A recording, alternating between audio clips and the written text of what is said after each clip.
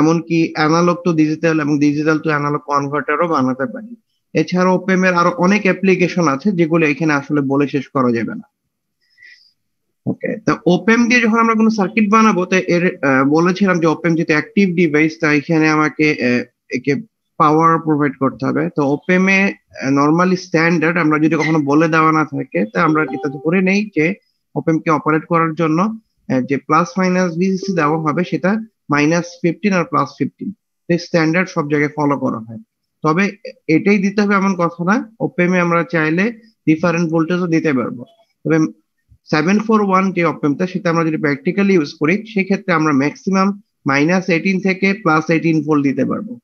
এর থেকে বেশি যদি দেই সেক্ষেত্রে ওপেমটা হয়তো বা পুড়ে যাবে। সো আমরা প্র্যাকটিক্যালি যখন কাজ করব, এরটা হচ্ছে তার ক্রিটিক্যাল রেঞ্জ, এর বেশি আমরা প্রোভাইড করব না। ঠিক আছে? তবে আমরা চাইলে যদি আমাদের থেকে বেশি ভোল্টেজের দরকার হয়, যে সাপোজ আমাদের আউটপুটটা 25 ভোল্ট আসবে, তো এরকম ক্ষেত্রে আমরা একটা স্পেশাল অ্যারেঞ্জমেন্ট করতে পারি। সেটা হচ্ছে যে প্লাস এবং মাইনাস ভিসিসি ডিফারেন্স যদি আমরা স্ট্যান্ডার্ড কেসের ধরি, তাহলে সেটা কত হচ্ছে দেখো তো এখানে, +15 আর 30। -30। তাহলে আমরা যদি এই ডিফারেন্সটাকে ধরে নিয়ে ডিফারেন্ট অ্যাপ্লিকেশনের জন্য বায়াসিং সেট করতে পারি। ফর এক্সাম্পল, আমাদের যদি শুধুমাত্র পজিটিভ আউটপুট আসবে, আমরা ধরে নিচ্ছি যে আমাদের সার্কিটটাতে কোনো নেগেটিভ আউটপুট দরকার নেই, তখন আমরা চাইলে ওপেম এ একটা সাপ্লাই, দ্যাট মিনস পজিটিভটাকে 30 ভোল্ট করে নেগেটিভটাকেও 0 করে দিয়ে আমরা কাজ করতে পারবো। সেক্ষেত্রে ওপেম এই পজিটিভ রেঞ্জের মধ্যে সে তোমাকে আউটপুট দেখাবে। বুঝতে পেরেছো কি? বাট ডিফারেন্সটা আমরা যদি 741 ওপেম ইউজ করি ইউএ, তাহলে আমরা এর বেশি দিতে পারবো না। বাট স্পেশাল কেসে তুমি চাইলে এরকম পজিটিভ বা নেগেটিভ রেঞ্জে শুধু যদি কাজ করতে চাও, তাহলে এই পুরোটা রেঞ্জ পজিটিভ নেগেটিভ রেঞ্জে শিফট করতে পারো। তো এটারও ডিফারেন্ট টাইপের অ্যাপ্লিকেশন আছে। আর আউটপুট যেটা আমরা বলেছিলাম যে ওখানে যে থিওরিটিক্যালি বলা হচ্ছিল যে আইডিয়াল ওপেমের জন্য আউটপুটটা যত আসবে সেটাই দেখাবে, বাট আমরা বলেছি যে প্র্যাকটিক্যালি তো কখনো সম্ভব না। ওপেমের আউটপুটটা নর্মালি আমরা যেটা বলি যে প্লাস মাইনাস ভিসিসি দিচ্ছি সেটা হিসেবে হবে। বাট অ্যাকচুয়াল কেসে আসলে আমরা যেটা প্রোভাইড করে সাপ্লাই, ধর আমরা যদি +15 বা -15 প্রোভাইড করি সার্কিটে, বাট আমরা আউটপুটটা কখনো +-15 পাবো না প্র্যাকটিক্যালি। কারণ ওপেম এর ভিতরে সার্কিটে অপারেট করার জন্য কিছুটা পাওয়ার লস হবে। তা আলটিমেটলি দেখা যাবে যে ওখানে ভোল্টেজটা এই +-15 সে দিতে পারবে না। তবে যে ভোল্টেজটা সে আউটপুটে দিতে পারবে সেটাকে আমরা বলা হয় ওপেম এর জন্য স্যাচুরেশন ভোল্টেজ। সেই স্যাচুরেশন ভোল্টেজটা যদি প্র্যাকটিক্যালি আমরা চিন্তা করি বা ল্যাবে কোনো কাজ করো, দেখবে সেটা 13.5 থেকে 14 ভোল্টের মধ্যে এরকম কিছু একটা অ্যারাউন্ড হবে। মডেল টু মডেল ডিফারেন্ট হতে পারে, বা আমরা যদি অনেকগুলি ওপেম নিয়েও কাজ করি দেখা যাবে সবগুলিতে হয়তো বা কিছুটা ফ্র্যাকশনাল ডিফারেন্স থাকবে। সো স্যাচুরেশন ভোল্টেজটা ডেফিনেটলি ভিসিসি থেকে কম হবে। ঠিক আছে? তবে আমরা যখন খাতা কলমে বা এরকম ভাবে সলভ করব, বা আমরা যখন থিওরি কোর্সে রিলেটেড জিনিসে দেখবো, আমরা তো স্যাচুরেশন ভোল্টেজটা এক্স্যাক্টলি কত হবে আমি জানি না।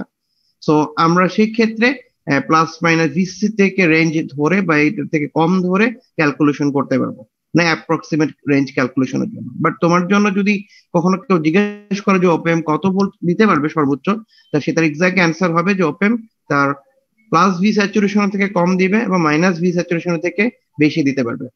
এটা হচ্ছে এক্সাক্ট অ্যান্সার। এটা কি বুঝতে পেরেছি? স্যার আমরা বায়াসিংটা স্যার এই যে মানে ডিফারেন্সটা স্যার 30 ভোল্টের বেশি করতে পারি না কেন? এটা ওপেমতে ম্যানুফ্যাকচার করা হয়েছে, তার রেটিং এটা, যে এর থেকে বেশি দিলে ওপেমতে হয়তো বা ইন্টারনাল সার্কিটের ড্যামেজ হয়ে যাবে। ঠিক আছে? হ্যাঁ।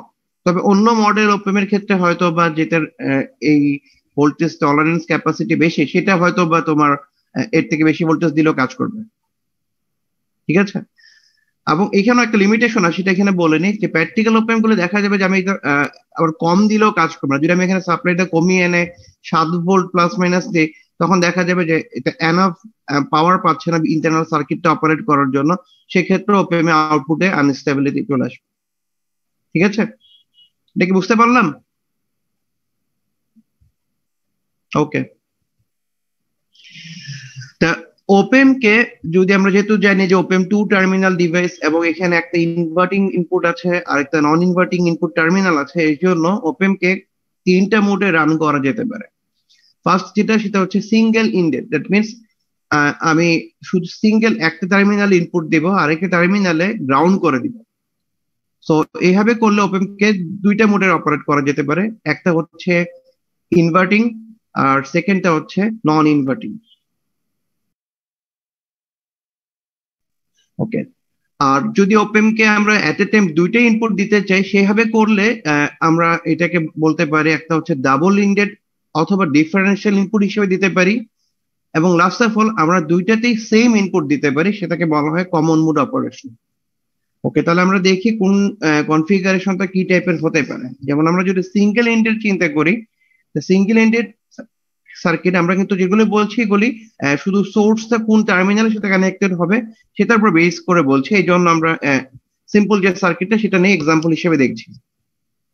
ওকে, আমরা যদি ওপেম এর শুধুমাত্র নন ইনভার্টিং টার্মিনালে ইনপুট অ্যাপ্লাই করি আর ইনভার্টিং থেকে গ্রাউন্ড করে দেই, তখন এই পার্টিকুলার টাইপের সার্কিটকে আমরা আসলে বলবো non inverting operation circuit. That means op amp তখন নন ইনভার্টিং মোডে রান করছে। ওকে, তবে আমরা এখানে মনে রাখতে হবে যে আমরা যে 2 নম্বর পিনে গ্রাউন্ড বলছি এটাকে আসলে ওপেন রাখা যাবে না, বা ওপেন রাখলে এটা ফ্লোটিং কেস হয়ে যাবে। সো ওপেমের সার্কিটে বেসিক্যালি যখন আমরা এরকম ওপেন লুপ করব, অবশ্যই আমার 3 নাম্বার পিন বা 2 নাম্বার পিন যেটাতে আমি সাপ্লাই দিব অন্য পিনগুলিকে অবশ্যই গ্রাউন্ড করে দিতে হবে, অথবা তুমি চাইলে অন্য কোনো রেফারেন্স ভোল্টেজও দিতে পারো, বাট ওইটাকে সামহাও গ্রাউন্ডের সাথে কানেক্ট থাকতে হবে। বাট এক্সাম্পল দেখানোর জন্য দেখো আমরা ভি আউটপুট যে টার্মিনালে লিখছি, যদি ওপেন লুপ কনফিগারেশন হয় তো আমরা এখানে আসলে ওপেন অবস্থায় আউটপুট দেখবো, আমাদের অবশ্যই এখানে একটা লোড ব্যবহার করতে হবে। ঠিক আছে, তুমি এখানে একটা লোড রেজিস্ট্যান্স দিয়ে দেন আমি ওই লোডের অ্যাক্রসে আউটপুট দেখতে পারবো। ঠিক আছে, ওকে, তাহলে আমরা যদি এই টাইপের কনফিগারেশন ছিল, এটা ছিল হচ্ছে বলেছিলাম নন ইনভার্টিং। আর আমরা যদি সেম জিনিসটা করি বা ইনভার্টেড, দ্যাট মিনস হচ্ছে ইনপুটটা 2 নাম্বার পিনে না দিয়ে 3 নাম্বার সরি 3 নাম্বার পিনে না দিয়ে 2 নাম্বার পিনে দিয়ে দিই আর 3 নাম্বার পিনে গ্রাউন্ড করে দেই এরকম, তখন আমাদের এই সার্কিটটাকে আমরা বলবো ইনভার্টিং অপারেশন। তো বাকি জিনিস সেম থাকবে, বাট এখানে ইনপুট যেটা দিব সেটা ওপেম নেগেটিভ হিসেবে নিবে, ওই রেসপেক্টে সে আউটপুট দিবে। তো এটা মোটামুটি কমন, কারণ আমরা ইনভার্টিং নন ইনভার্টিং অ্যাম্পলিফায়ার প্রচুর অ্যাপ্লিকেশন দেখি, তো এটা আমরা অলরেডি জানি। ওকে, তো ওপেম এর আরেকটা মোড যেটা ছিল বলা হয়েছিল ডাবল ইন্ডেড এবং ডিফারেন্সিয়াল। তো এখানে আসলে দুইটা সেম না, দুইটা ডিফারেন্ট জিনিস। ফার্স্টে যেটা যদি ডাবল ইন্ডেড দেখি সেটা হচ্ছে বেসিক্যালি কোন একটা ইনপুট এনে যদি ওই ইনপুটের দুইটা টার্মিনাল আমরা ওপেমের 2 টার্মিনালে দিয়ে দিই, নট নেসেসারি যে প্লাসটা মাইনাসটা বা মাইনাসটা প্লাস এরকম দিতে হবে, তুমি অপোজিটও দিতে পারো, যেটাই দাও এই টাইপের অপারেশনকে বলা হচ্ছে ডাবল ইন্ডেড অপারেশন। ওকে, তো নর্মালি এই টাইপের জিনিস আমরা খুব একটা ব্যবহার করি না, কারণ এখানে আমরা দেখো গ্রাউন্ড দেখছি না। ঠিক আছে, তো আমরা এই টাইপের জিনিস নর্মালি যদি হেবে দেই তাহলে এটা ফ্লোটিং কন্ডিশন হয়ে যায়। সো আমরা ফ্লোটিং কন্ডিশন নর্মালি চাই না, এই টাইপের কনফিগারেশন খুব একটা ব্যবহার করা হয় না, বাট এভাবে দিলেও ওপেম কাজ করবে। আর নেক্সট যেটা আছে সেটা হচ্ছে বেসিক্যালি যেটা আমরা ডিফারেন্সিয়াল ইনপুট বলছি। দ্যাট মিনস আমরা দুইটা টার্মিনালি এট এ টাইম ইনপুট দিব, ডিফারেন্ট ইনপুট, এবং যখন ডিফারেন্ট ইনপুট দিব ওপেম আসলে রেজাল্টেন্ট যে আউটপুট দিবে সেটা এদের এই টাইপের ম্যাথমেটিক্যাল ক্যালকুলেশন করে দিবে। যেহেতু আমি 3 নাম্বার পিনে V1 দিচ্ছি, তার মানে এটা পজিটিভ আসতেছে, এবং 2 নাম্বার পিনে নেগেটিভটা অ্যাপ্লাই করছি, তাই এটা নেগেটিভ হিসেবে নিচ্ছে। সো এই টাইপের কনফিগারেশন আমরা নাম বলেছিলাম যে differential operation related. That means এই দুইটা ইনপুটের পার্থক্য যেটা হবে সেটাকে সে সামহাও অ্যাম্পলিফিকেশন করে আউটপুটে দিবে। তো এই টাইপের কনফিগারেশনকে আমরা ডিফারেন্সিয়াল ইনপুট কনফিগারেশন বলতে পারি, যেহেতু আমরা এখানে দুইটাতে ইনপুট দিচ্ছি। এই সার্কিটের কনসেপ্টের উপরে বেস করেই আমরা ডিফারেন্ট টাইপের কম্পারেটর এমনকি ডিফারেন্সিয়াল অ্যাম্পলিফায়ার সার্কিটও ডিজাইন করা হয়েছে। লাস্ট অফ অল যেটা হচ্ছে সেটা হচ্ছে কমন মোড অপারেশন। সেটা হচ্ছে যে আমি সিঙ্গেল একটাই ইনপুট নিব, এইটা নিয়ে এটাই দুইটা ইনপুটে দিয়ে দিব, তাহলে আমরা এখান থেকে আউটপুট যেটা পাবো সেটাই হবে নর্মালি কি, যদি সেম ইনপুট দিয়ে দেই তাহলে আউটপুটটা কি হওয়া উচিত? কি মনে হচ্ছে তোমাদের? সেমই তো আসবে। সেম আউটপুট আসবে না? ভিআই যদি দুইটা টার্মিনালে কানেক্ট করে দিই তা আউটপুটটা কি আসবে? ভিআই। স্যার জিরো আসবে কি প্লাস আর মাইনাসের জন্য? কারণ ডেফিনেটলি আমরা সবসময় ডিফারেন্সিয়াল জিনিস হচ্ছে কি, দেখো ভি এটা এই সার্কিটটা আর ওই সার্কিটের মধ্যে পার্থক্য কি, যেখানে দুইটাতে তুমি দুইটা সাপ্লাই দিয়েছো, বাট এখানে দুইটাতেই সেম দিয়েছো। তাহলে আমরা যদি এই সার্কিটে দুইটাই V1 ধরতাম, তাহলে আমাদের এই এক্সপ্রেশনটা দেখতে কেমন হতো? আচ্ছা, তোমরা কি আমার কার্সর দেখতে পাচ্ছ আমি যে মুভ করছি? জি স্যার। হ্যাঁ, তাহলে এই যে ইকুয়েশনটা বলো তো এটা কি হবে? এটাও VI, এটাও VI, তাহলে কি আসবে? জিরো। জিরো আসবে। সেটাই বলা হচ্ছে যে ডিফারেন্সিয়াল ওইটা ছিল ইনপুট, বাট আমি যদি দুইটাতেই সেম দিয়ে দিই তখন এটা হয়ে যাবে কমন মোড অপারেশন। ঠিক আছে? আচ্ছা, তা আমরা একটা প্রপার্টি দেখেছিলাম না আগে, আমি একটু ব্যাক করে দেখে আসি, তাহলে আমাদের জিনিসটা ক্লিয়ার হবে। এখানে একটা জিনিস বলেছিলাম, তোমরা কি দেখেছিলা? এই যে কমন মোড রিজেকশন রেশিও, বলেছিলাম কি এটা লাস্ট দিনে? এটা একটা ওপেম এর প্রপার্টি, যে একটা ওপেম কত ভালো কাজ করছে, ঠিক আছে, সেটা হচ্ছে কমন মোড রিজেকশন রেশিও দ্বারা বোঝা যায়। তা সেটা বেজার করার জন্য আসলে এই কমন মোড অপারেশন করতে হয়। আচ্ছা, তো প্র্যাকটিক্যালি দেখা যায় যে আমরা যদি সেম ইনপুট এভাবে দিয়ে দিই, দেওয়ার পরেও দেখা যায় যে আউটপুট তো এক্স্যাক্টলি জিরো হয় না। ঠিক আছে? জিরো না হয়ে কিছুটা ফ্র্যাকশনাল ভ্যালু থাকে, যেমন অল্প কিছু ভোল্টেজ চলে আসে, কারণ আমি দুইটাতে সেম ইনপুট দিলেও এদের মধ্যে দেখা যায় নয়েজের ইফেক্টের জন্য কিছুটা এরর চলে আসে। সো ওইটা দিয়ে ওপেমটা কতটুকু বেটার সেটা ওই কমন মোড রিজেকশন রেশিও দিয়ে বোঝা যায়। ঠিক আছে? তা এই পর্যন্ত যেগুলো দেখলাম এগুলি হচ্ছে সব ওপেমটায়, তুমি ওপেম একটা নিলা, নেওয়ার পরে ওখানে ইনপুটটা কিভাবে অ্যাপ্লাই করবা সেটা এইখান থেকে বোঝা যাচ্ছে। আচ্ছা, এখন আসি ওপেমে আমরা যদি লুপ চিন্তা করি বা গেইন হিসাব চিন্তা করি, তো এখানে খেয়াল করে দেখো এখানে কি আউটপুটের সাথে ইনপুটের কোনো ডাইরেক্ট কানেকশন আছে? এই পর্যন্ত আমরা যতগুলি সার্কিট দেখলাম এখানে, এগুলো কিন্তু সার্কিট, তুমি এটা রান দিলে এখানে আউটপুট পাবো। যদি আমি এখানে লোড রেট ধরে ধরে এখানে আউটপুট দেখতে চাই, আমরা এখানে আউটপুট দেখতে পারবো। এখানে কোনোটা কি লুপ আছে, মানে আউটপুট থেকে ইনপুটে কোনো কানেকশন আছে? না স্যার। আচ্ছা, যখনই আমরা আউটপুটের সাথে এই 2 নাম্বার বা 3 নাম্বার যে কোনো পিনের কানেকশন থাকতো, তাহলে আমরা বলতে পারি একটা লুপ হচ্ছে। বাট যেহেতু কোনো কানেকশন নেই, এখানে কোনো সার্কিটের মধ্যে দেখলাম না, সো এই টাইপের কনফিগারেশন দিলেও ওপেম একটা গেইন দেয়। সেই গেইনটার নাম হচ্ছে ওপেন লুপ গেইন। এটা আমরা থিওরিটিক্যালি আগের দিন দেখেছিলাম না, যে 741 ওপেমের জন্য প্র্যাকটিক্যালি আমরা ম্যাক্সিমাম গেইন কত পেতে পারি, এর একটা নিউমেরিক্যাল ভ্যালু ছিল, সেটা বলেছিলাম। কত হবে সেটা? 2 লাখ। ওকে, তার মানে এটা বলছি যে ওপেম এর জন্য যেটা আমরা ইউজ করে সেটা হচ্ছে যে 741 টাইপের হয়, তাহলে সেটার অ্যাপ্রক্সিমেট ভ্যালু 2 লাখের মতো হতে পারে। সেটা হচ্ছে ওপেন লুপ গেইন। তার মানে তুমি যদি এরকম ওপেন লুপ কনফিগারেশন হিসেবে সেট করো, তা ওপেম ম্যাক্সিমাম তোমাকে ইনপুট যা পাবে ওর পার্থক্যকে 2 লাখ টাইমস করে আউটপুটে দিতে পারবে, বাট সেই ভ্যালুটা অবশ্যই বায়াসিং এর রেঞ্জের মধ্যে থাকতে হবে।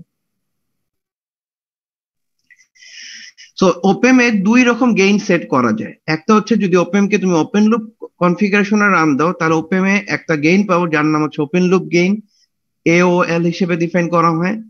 এবং ওপেন কে যদি তুমি চাও যে ওপেন লুপ গেইনটা তো ফিক্স ভ্যালু, সবসময় ওই 2 লাখ টাইমে হবে, বাট তুমি যদি চাও যে না ওপেন তার গেইনটা আমি কন্ট্রোল করব, ভ্যালুটাকে নিজের সুবিধার মতো ডিজাইন করে সেট করব, তখন আর ওপেন লুপ গেইন দিয়ে সেট করলে হবে না। তখন যে গেইনটা হবে সেটা হবে ক্লোজ লুপ গেইন।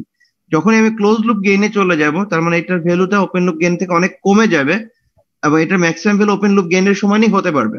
ঠিক আছে? বাট ক্লোজ লুপ গেইনটা তুমি তোমার যতটুকু দরকার তুমি ডিজাইন করতে পারবা, বাট এই অ্যারেঞ্জমেন্ট করতে গেলে অবশ্যই তোমাকে আউটপুট এবং ইনপুটের মধ্যে কোনো একটা ফিডব্যাক কানেকশন থাকতে হবে।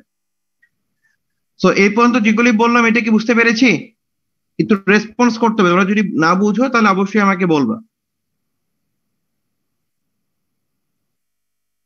ওকে, তাহলে ফার্স্টে যে দেখি সেটা হচ্ছে ওপেন লুপ গেইন জিনিসটা কি, বা ওপেন লুপ কনফিগারেশনটা কি, যেখান থেকে আমি ওপেন লুপ গেইন অ্যাপ্লিকেবল হবে। তা আমরা কিছুক্ষণ আগে যে সার্কিট গুলো দেখেছিলাম, যে সিঙ্গেল এন্ডেড, ডাবল এন্ডেড, বা এখানে কোনোটাতেই আউটপুটের সাথে ইনপুটের কোনো কানেকশন ছিল না, এই টাইপের সার্কিট গুলিকে আমরা বলছি, যখন এখানে এই 3টা সার্কিট প্লাস হচ্ছে এই দুইটা, এই টোটাল 5 টাইপের কনফিগারেশন যেটা দেখছি, এগুলো হচ্ছে ওপেন লুপ টাইপের কনফিগারেশন এক্সাম্পল, যেখানে আউটপুটের সাথে ইনপুট দুইটার যে কোনো একটার সাথেও কোনো কানেকশন নাই। ঠিক আছে? এই টাইপের কনফিগারেশনকে আমরা ওপেন লুপ কনফিগারেশন বলছি, এবং এই টাইপের কনফিগারেশন নরমালি এই টাইপের আউটপুট ইকুয়েশন ইউজ হবে। দ্যাট মিনস তুমি 2 এবং 3 দুইটা পিন নাম্বারের যে সাপ্লাই দিবে তাদের ভোল্টেজের পার্থক্য যেটা হবে তার সাথে জাস্ট আউটপুটে আসবে ওপেন লুপ গেইনের মাল্টিপ্লিকেশনের ভ্যালুটা। বাট এই ভ্যালুটা আবার বলে দিচ্ছি যে কখনোই সাপ্লাই যে ভোল্টেজ আছে তার ভ্যালু থেকে বেশি দিতে পারবে না। সো এইভাবে আমরা ওপেন লুপ সার্কিট ডিজাইন করতে পারি। আর নেক্সট যেটা যেটা খুব বেশি ব্যবহার হয় ডিফারেন্ট টাইপের অ্যাপ্লিকেশনে সেটা হচ্ছে close loop configuration. Close loop কনফিগারেশনে আমরা এর গেইনটাকে কন্ট্রোল করতে পারবো ডিফারেন্ট মেকানিজম ইউজ করে। ক্লোজ লুপ কনফিগারেশন বেসিক্যালি 3 টাইপের হতে পারে। যেহেতু ওপিএম এর ইনপুট টার্মিনাল দুইটা সেজন্য বেস করে আমরা 3 টাইপের close loop configuration circuit design করতে পারি। ফার্স্ট হচ্ছে যেটা সেটা হচ্ছে যদি আমরা আউটপুট থেকে ফিডব্যাক কানেকশন করে এনে ইনপুটে পজিটিভ টার্মিনালে কানেক্ট করি তখন আমরা এটাকে বলবো পজিটিভ ফিডব্যাক কনফিগারেশন। দেন আমরা যদি আউটপুট থেকে এনে ইনপুটে নেগেটিভে দেই তাহলে এটাকে বলবো তখন নেগেটিভ ফিডব্যাক কনফিগারেশন। এবং লাস্ট অফ অল আমরা দুইটাকেই একসাথে দিতে পারি তখন এটাকে আমি বলবো বোথ পজিটিভ এবং নেগেটিভ ফিডব্যাক কনফিগারেশন। ফার্স্টে পজিটিভ ফিডব্যাক কনফিগারেশনটা একটু দেখে নেই। তা আমরা বলেছিলাম যে নর্মালি আমরা অ্যাম্পলিফায়ার ডিজাইন করলে কোন কনফিগারেশনটা ইউজ করি? এরকম কিছু কি বলেছি কখনো? Negative feedback. Negative feedback. তাহলে আমরা পজিটিভ ফিডব্যাক কি ইউজ করবো অ্যাম্পলিফায়ার ডিজাইনের সময়? না স্যার। আচ্ছা স্যার অসিলেটর পজিটিভ ইউজ করব। হ্যাঁ বলেছে যে হ্যাঁ এই টাইপের কোনো কিছুতে আমরা পজিটিভ ইউজ করব। ওকে ওকে তাহলে আমরা একটু আগে যে কিছু সার্কিট দেখেছিলাম যেগুলি যে সিঙ্গেল এন্ডেড ছিল যেগুলি কম্পারেটরের মতো কাজ করছিল। কারণ কম্পারেটর কেন বলছি দেখো তো এই যে সার্কিট গুলি দেখেছিলাম তার ইকুয়েশনটা দেখতে কিরকম? এই যে ইকুয়েশনটা এটা কেমন দেখা যাচ্ছে? তুমি দুইটা ইনপুট নিচ্ছ দুইজনের পার্থক্যর ভ্যালুকে ওপেন লুপ দিয়ে গেইন করছো গুণ করে দিচ্ছ। এতে একটা কম্পারেটর বলা যাচ্ছে না। যদি আমি বলি যে সাপোজ ভি আউটপুটের ভ্যালুতে আমি পজিটিভ পাচ্ছি তাহলে তুমি কি বুঝতে পারবে কোন ইনপুটটা বড় ছিল? V1 ডেফিনেটলি V1 বড় হলে তো এই জায়গায় রেজাল্টেন্টটা পজিটিভ হবে তুমি আউটপুট পজিটিভ পাবা। আর যদি ভি আউটপুটের ভ্যালুটা নেগেটিভ আসে তাহলে কি কখন নেগেটিভ আসা সম্ভব? V2 বড়। V2 বড় হলে তাহলে এটাকে আমি কম্পারেটর বলতে পারছি না। তাহলে এই টাইপের সার্কিট গুলি যেগুলো ছিল ওপেন লুপ সেগুলোতে ডাইরেক্টলি কম্পারেটর হিসেবে ডিজাইন করা যায় না। বুঝতে পেরেছি কি? সিমিলার ভাবে আমরা যখন পজিটিভ কনফিগারেশন বা এরকম কিছু মোডে চলে যাবে দ্যাট মিন্স ফিডব্যাক লুপে চলে যাব তখন এগুলো শুধু কম্পারেটর না আমরা চাইলে কি অ্যাম্পলিফিকেশন বা আদার্স জিনিসও যেতে পারবো। আচ্ছা তো পজিটিভ ফিডব্যাক হচ্ছে কি ওই টাইপের কনফিগারেশন যেখানে আউটপুটের একটা অংশ তুমি সামহাউ ফিডব্যাক করে এনে ইনপুটের পজিটিভ টার্মিনালে দিয়ে দিবে। তো এই যে একটা সার্কিট দেখতে পাচ্ছি এই সার্কিটটা বেসিক্যালি নাম হচ্ছে তোমার এটা একটা কম্পারেটর সার্কিট বা যেখানে পজিটিভ ফিডব্যাক ইউজ করা হয়েছে। কারণ প্রিভিয়াসলি যে কম্পারেটর গুলির কথা বলছি উপরে ওইগুলির আউটপুটে কিছুটা এফেক্ট হয়। কিসের এফেক্ট হয়?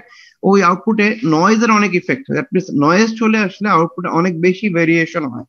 সো ওইটা আমরা পরবর্তীতে ডিটেলস দেখবো। তো ওই প্রবলেমটার সলিউশন হচ্ছে এই পার্টিকুলার এই পজিটিভ ফিডব্যাক সার্কিট। এটার আরেকটা নাম হচ্ছে স্মিথ ট্রিগার।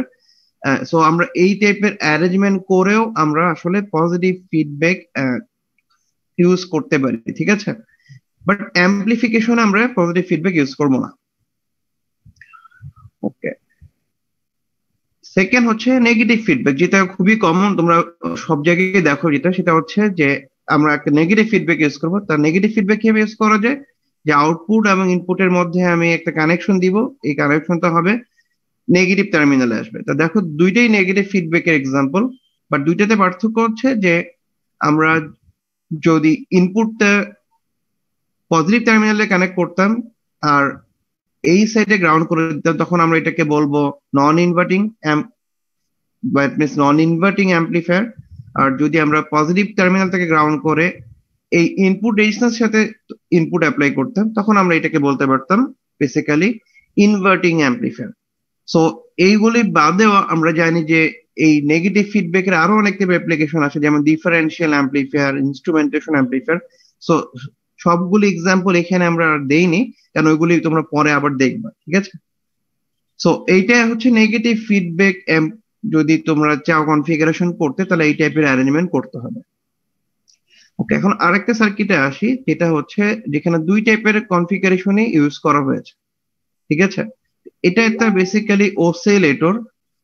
তো ওসিলেটর আমরা বলেছিলাম যে আমাদের পজিটিভ ফিডব্যাক অ্যাপ্লাই করতে হবে, ঠিক আছে। তো এখানে দেখো পজিটিভ ফিডব্যাক অ্যাপ্লাই করা হয়েছে। এই ভি আউটপুটটার একটা অংশ আমরা এই যে এখানে Z1 আর Z2 এর মধ্যে ভাগ করে Z2 এর অ্যাক্রসে যে ভোল্টেজ হবে সেটা পজিটিভে নিয়ে আসতেছি। আর যেহেতু অসিলেটর বানাবো, অসিলেটর বানানোর একটা কন্ডিশন আছে যাকে বলা হয় বার্কহাউসেন মানে ক্রাইটেরিয়া। সেই কন্ডিশনটা ফুলফিল করতে গেলে আমার ফরওয়ার্ড এবং নেট মানে রিভার্স দুইটারই অ্যাম্প্লিফিকেশনের গেইনের গুণফল ইকুয়াল অর গ্রেটার দেন 1 হতে হয়। সেজন্য আমার এখানে নেগেটিভ ফিডব্যাকও থাকতে হবে। সো এইভাবে নেগেটিভ ফিডব্যাকও এট এ টাইম এখানে আছে, পজিটিভ ফিডব্যাকও আছে। সো এই টাইপের সার্কিট গুলিকেই বেসিক্যালি অসিলেটরে ইউজ করা হয়, যেখানে বোথ পজিটিভ এবং নেগেটিভ দুই টাইপেরই ফিডব্যাক এট এ টাইম ইউজ করা হয়। সো এটা কি বুঝতে পেরেছি? এই পর্যন্ত কি ক্লিয়ার ব্যাপারটা? একটু বলতে হবে। জি স্যার। ওকে, তাহলে এতক্ষণ পর্যন্ত আমরা ওপেমে কিভাবে তোমরা ইনপুট দিতে পারবা, কোন টার্মিনালে ইনপুট দিলে কি টাইপের কনফিগারেশন হবে, সেটা ওপেন লুপ করতে গেলে কি করতে হবে বা ক্লোজ লুপ করলে কি হবে, সেই জিনিসগুলো দেখলাম। এখন আমরা আসলে ওপেমের সার্কিট ডিজাইন বা এই টাইপের জিনিসে চলে যাচ্ছি, ঠিক আছে। তো ওপেমের যেহেতু আমরা দেখেছি যে ওপেন ফার্স্টে হচ্ছে সবগুলি ওপেন লুপ রিলেটেড জিনিস ছিল, ফার্স্টে আমরা ওপেন লুপ কনফিগারেশনের যে প্রপার্টি বা ডিফারেন্ট টাইপের অ্যাপ্লিকেশন সেটা দেখবো। দেন আমরা ওপেন লুপ থেকে ক্লোজ লুপে যাবো এবং ওইগুলির অ্যাপ্লিকেশন দেখবো। তো ফার্স্টে যেটা দেখতে পাচ্ছি সেটা হচ্ছে যে একটা আমরা নন ইনভার্টিং জিরো ক্রসিং ডিটেক্টর বলছি এই সার্কিটটার নাম। এটা বেসিক্যালি একটা কম্পারেটর সার্কিট। যখন আমরা কম্পারেটর বলবো আমরা এই টাইপের কিছু এত বুঝবো, বাট এই টাইপের সার্কিটে যখনই ফার্স্টে নন ইনভার্টিং কথাটা চলে আসছে তখনই আমরা বুঝবো যে আমাদের ইনপুট যেটা অ্যাপ্লাই করতে হবে সেটা অবশ্যই 3 নম্বর পিনের সাথে অ্যাপ্লাই করতে হবে। That means non inverting input A apply করতে হবে। এবং আমরা বলেছিলাম যে যে কোনো কনফিগারেশনে কোনো পিনের টার্মিনাল ফ্লোটিং বা খুলে রাখা যাবে না, অবশ্যই সেটা সার্কিট কমপ্লিট করতে হবে। সো আমরা 2 নম্বর পিনটাকে গ্রাউন্ড করে দিয়েছি। সো এটা কি বুঝতে পারছি?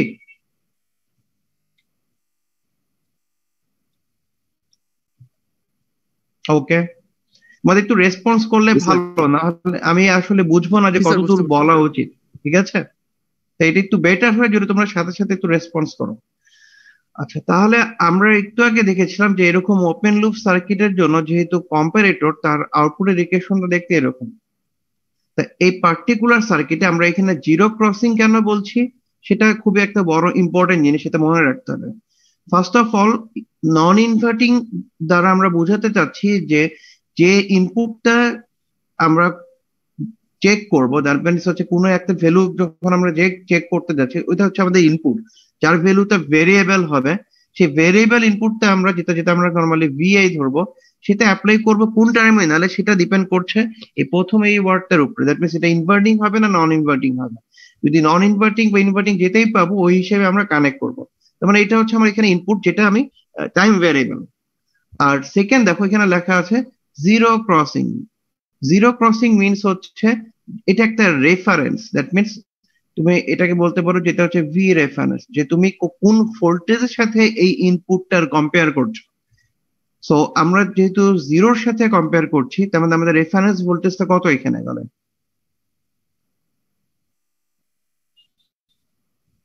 কত ভোল্টেজ রেফারেন্স হবে এখানে?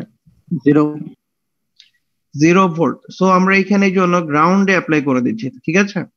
সো তোমরা চাইলে জিরো ক্রসিং কে ডিফারেন্ট লেভেলের সাথেও কম্পেয়ার করা যেতে পারে, সেটা আমরা একটু পরে দেখবো। ফার্স্টে আমরা জিরো ক্রসিং এর কাজটা দেখে নিই।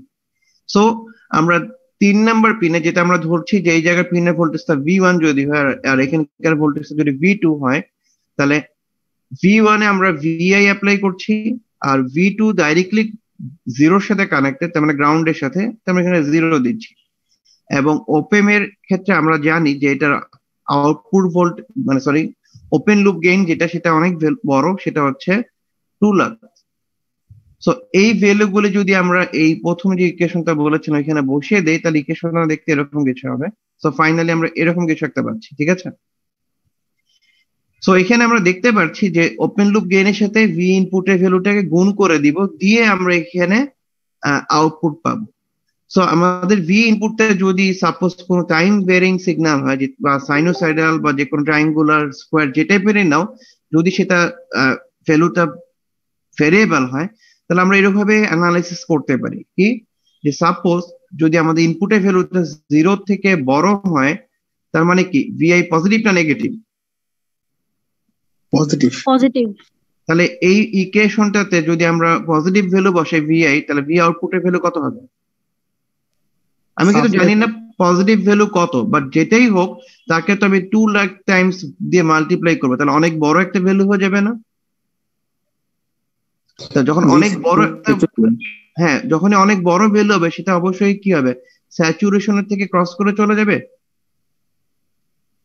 যেতে পারে, যাবে স্যার, এই জন্য হাইয়েস্ট স্যাচুরেশনটা দেখাবে। হ্যাঁ, এই জন্য আমরা ডাইরেক্টলি স্যাচুরেশন বলছি, কারণ ডেফিনেটলি আমাদের এই ইনপুটটা যদি আমরা ধরে এরকমই একটা ভ্যালু যে ইনপুটটা ছিল 1 মিলি ভোল্ট পর্যন্ত বাড়ছে, তা দেখো তো 1 মিলি মানে কত, 1/1000, আর এখানে তুমি গুণ করছো কত দিয়ে, 2 লাখ দিয়ে। তাহলে দেখো তো এগুলো কেটে দিলে এমনি তো তুমি 200 ভোল্ট পাচ্ছ, তার মানে 1 মিলি ভোল্ট যদি ইনপুট হয় তাও তুমি আউটপুটে 200 ভোল্ট হওয়ার কথা, বাট আমি কি 200 ভোল্ট আউটপুটে পাবো? আমরা কি এত ভোল্টেজকে বায়াসিং করি? না স্যার। হ্যাঁ, তার মানে আমরা যেহেতু বায়াসিং করি +-15 বা এরকম রেঞ্জে, সো এটা অবশ্যই তার স্যাচুরেশন থেকে ক্রস করবে, সো আমরা আউটপুটে স্যাচুরেশনই পাবো। বুঝতে পেরেছি?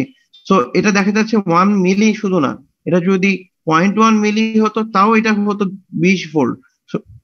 সো 0.1 মিলি অথবা এটাকে আমরা জানি কত, এটা হচ্ছে 100 মাইক্রো। সো 100 মাইক্রো ভোল্টও যদি হয় সেটাও আসলে 20 ভোল্ট, যেটা স্যাচুরেশনের থেকে বেশি। সো অল্প ভেরিয়েশনে আমরা স্যাচুরেশনে পৌঁছে যাবো না, বুঝতে পারছি?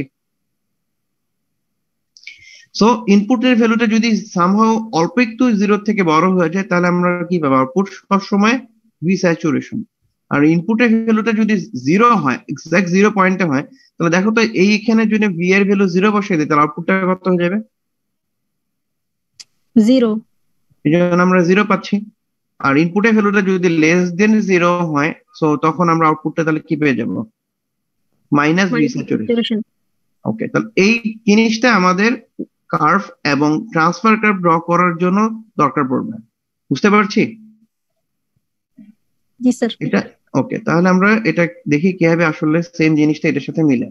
তো আমরা এই টাইপের এর ক্ষেত্রে এই ট্রান্সফার কার্ভ এবং কার্ভ দুইটাই দেখবো। ফার্স্টে যদি আমরা এই কার্ভটা দেখি, আমরা এখানে যেটা করছি 3টা কার্ভ মার্ক করেছি কেন, আমাদের এখানে এই যে ব্লু কালারটা ডার্ক, সেটা হচ্ছে সাইন ওয়েভ, সেটা হচ্ছে আমার ভি ইন, যেটা তোমরা ওখানে অ্যাপ্লাই করেছো। এই ভি ইনটা আমরা একটা রেফারেন্সের সাথে কম্পেয়ার করছিলাম না, যেখানে আমরা এই ভি2 তে দিয়েছিলাম, ভি2 তে কত ভোল্ট দিয়েছি, এখানে 0 দিয়েছিলাম। 0 দিয়েছি, তার মানে আমাদের এখানে রেফারেন্স ভোল্টেজ কত, তাহলে মানে যার সাথে আমি কম্পেয়ার করব 0। 0। এই জন্য দেখো এই লাইট ব্লু কালারটা সবসময় 0-তে রাখা হয়েছে, যে এখানে দেখা যাচ্ছে, ঠিক আছে। তাহলে এই যে আমরা ডার্ক ব্লু আর লাইট ব্লু বলছি, তাহলে ডার্ক ব্লুটা হচ্ছে আমার ইনপুট আর লাইট ব্লুটা হচ্ছে আমার এখানকার এর জন্য রেফারেন্স। তো কি ইকুয়েশন থেকে আমরা কি দেখছিলাম একটু আগে, যে আমরা যদি এই ইকুয়েশনটা খেয়াল করি, যে সামহাউ যখন আমার ইনপুটের ভ্যালু 0 থেকে বেড়ে যাবে, ওই প্রত্যেকটা কেসে আমি আউটপুট কি পাবো, ভি স্যাচুরেশন। তাহলে দেখো, হ্যাঁ, দ্যাট মিনস এই 0 আর এই 0 এই পয়েন্টের থেকে বেশি হলে আমরা সবসময় আউটপুটটা ফিক্স স্যাচুরেশন পাবো, বুঝতে পারছি? যে মুহূর্তে ইনপুটের ভ্যালুটা 0 হবে, দ্যাট মিনস হচ্ছে যে পজিশন গুলিতে ইনপুট রেফারেন্সের সমান হবে, যে এই পার্টিকুলার পয়েন্টে, ওই পার্টিকুলার পয়েন্টে আউটপুট গুলি কি হবে, ইমিডিয়েটলি ওই পয়েন্ট থেকে নেমে 0-তে চলে আসবে না? তার মানে যতক্ষণ মতো ফার্স্টে 0 থেকে তো বেড়ে গেল, আমি এখান থেকে বেড়ে গিয়ে এই স্যাচুরেশনে থাকছি, কারণ এই প্রত্যেকটা ভ্যালু 0 থেকে বেশি। যে মুহূর্তে ইনপুটটা কমে গিয়ে আবার এই 0-তে মিলে গেল, তখন আউটপুটটা কি করবো, উপর থেকে শিফট করে 0-তে চলে আসবে না? বুঝতে পারছি? সো এইটার ফাংশন কি বুঝতে পেরেছি? জি স্যার। ওকে, তা যখন এটা হলো, বাট এরপরে আমরা জানি এটা তো টাইম ভেরিয়েবল সিগন্যাল, তার মানে ইনপুটটা একবার পজিটিভ দিকে বাড়ছে, এরপরে ইনপুটটা কি হবে, নেগেটিভ দিকে বাড়বে না এইভাবে করে সাইন ওয়েভ। সো যখনই ইনপুটের ভ্যালুটা 0 থেকে কমে যাচ্ছে, তা আউটপুটটা ইমিডিয়েটলি কোন ভ্যালুতে শিফট করবে, মাইনাস ভি স্যাচুরেশনে। তাই এটা যদি মাইনাস ভি স্যাচুরেশন শিফট করে, তা আউটপুটটা আবার ওখান থেকে জাম্প করে মাইনাস ভি স্যাচুরেশনে চলে আসবে, এবং ততক্ষণ পর্যন্ত এটা হোল্ড করবে যতক্ষণ মতো এই ইনপুটের ভ্যালুটা আবার 0 সমান না হয়। সো এইভাবে রিপিটেডলি তুমি যখন সাইন ওয়েভ বা ট্রায়াঙ্গুলার ওয়েভ যেতেই তুমি ইনপুটে দাও, ভ্যালুটা এই যে রেফারেন্স থেকে পজিটিভ হলেই আমরা পজিটিভ ভি স্যাচুরেশন পাবো, রেফারেন্স থেকে নেগেটিভ হলেই আমরা নেগেটিভ ভি স্যাচুরেশন পাবো। এইভাবে আমরা যে কোনো একটা, দেখো যদি আমি সাইন ওয়েভ না নিয়ে আমি যদি এখানে একটা এরকম ট্রায়াঙ্গুলার ওয়েভ নিতাম, তাহলে কি সেম আউটপুট আসতো না ডিফারেন্ট হতো? যদি একই টাইম পিরিয়ডের সিগন্যাল নিতাম, সেম আউটপুট। তার মানে আমরা চাইলে এইভাবে বিভিন্ন সাইন ওয়েভ, ট্রায়াঙ্গুলার ওয়েভ, যে কোনো এই টাইপের প্যাটার্ন, এমনকি স্কোয়ার ওয়েভও যদি হয়, সেখান থেকে আমরা স্কোয়ার ওয়েভ জেনারেট করতে পারি। কথা কি বুঝতে পারছো কি বলছি? তোমার কাছে যদি সাইন ওয়েভ থাকে বা তোমার কাছে যদি ট্রায়াঙ্গুলার ওয়েভ থাকে এরকম, তুমি চাইলে ওই একই ডিউরেশন, আপনি যে সময় পজিটিভ ওই সময় পজিটিভ, যে সময় নেগেটিভ ওই সময় নেগেটিভ, যেহেতু নন ইনভার্টিং, ঠিক আছে, এর একটা স্কোয়ার ওয়েভ জেনারেট করতে পারো সেম টাইম পিরিয়ডের। বুঝতে পেরেছি? সো এরকম কম্পারেটর সার্কিট ইউজ করে আমরা চাইলে শুধু কম্পেয়ার না, স্কোয়ার ওয়েভ সিগন্যালকেও জেনারেট করতে পারি। সো এই পর্যন্ত কি বুঝতে পেরেছি? জি স্যার। জি আচ্ছা, এই কার্ভটা তোমাকে যদি কোনো সার্কিট কোনো ভ্যালু দেওয়া না থাকে, শুধু এই কার্ভটা দেওয়া থাকে, ঠিক আছে, তাহা এবং বেশিরভাগ ক্ষেত্রে কিন্তু আমি তোমাদের বোঝার জন্য এখানে রেফারেন্স দিয়েছি, বাট আমাদের ম্যাক্সিমাম কার্ভে কোনো রেফারেন্স দেওয়া থাকে না, শুধু ভ্যালুতে উল্লেখ থাকে, দ্যাট মিনস এখানে 0 লেখা থাকবে। সো এখান থেকে কি আমরা বুঝতে পারবো যে এটা কত ভ্যালুকে ক্রস করছে? জি স্যার। আচ্ছা, তোমাকে যদি শুধুমাত্র এই কার্ভটা কোনো একটা কোশ্চেনে দেওয়া হলো, বললো যে আচ্ছা এই কার্ভটা দেওয়া আছে, এটা সার্কিটটা ডিজাইন করো, ট্রান্সফার কার্ভ আঁকো, সো এই কার্ভটা থেকে কি তুমি বুঝতে পারছো যে এটা 0 ক্রসিং, মানে 0 রেফারেন্স 0 হবে, এবং এটা যে নন ইনভার্টিং, এটা কি বুঝতে পারছো? জি স্যার। আচ্ছা, দেখো কিভাবে বুঝবো যারা এখনো ক্লিয়ার না।